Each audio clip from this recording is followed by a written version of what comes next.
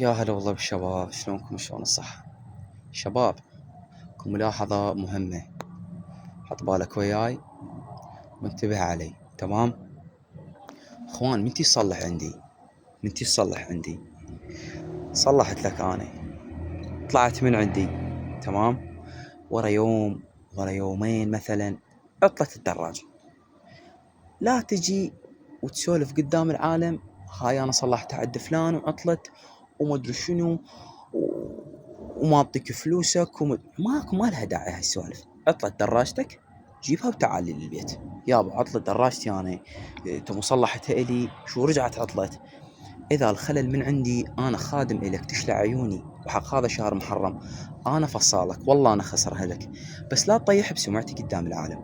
ما يصير، والله ما يصير، حتى الله من فوق ما يقبله. ليش السقط بيه؟ تقعد حاط العالم وتسولف عليه، والله مير ما يعرف يشتغل، مير متنوع حاط له قناة وينشر وما يعرف يشتغل.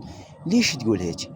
اخي العزيز، قلب انت، الشغل ما عجبك، شغله طلعت الصوت من عندي تجيني للبيت، انعالك على راسي، والله انعالك على راسي.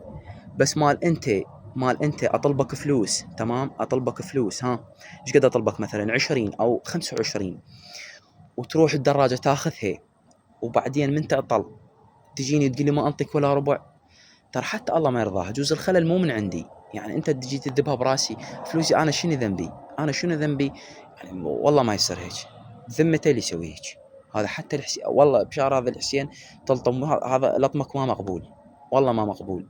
فرجاء يا اخوان، اي واحد دراجته يصلحها يمي وتعطل، ها والخلل من عندي، الخلل من عندي، والحسين انا فصاله، شنو ابدل لك؟ ماكينه ابدلها لك، شنو انا مصلح لك ماكينه، انا ابدلها لك الماكينه، بس لا تجي وتسطر العالم وتجي تسقط بيه. تمام؟ تعال للبيت، انا هنا خادمك، خادمك والله، بس لا تسقط بيه. تحياتي للجميع، للبعض مو للكل هاي.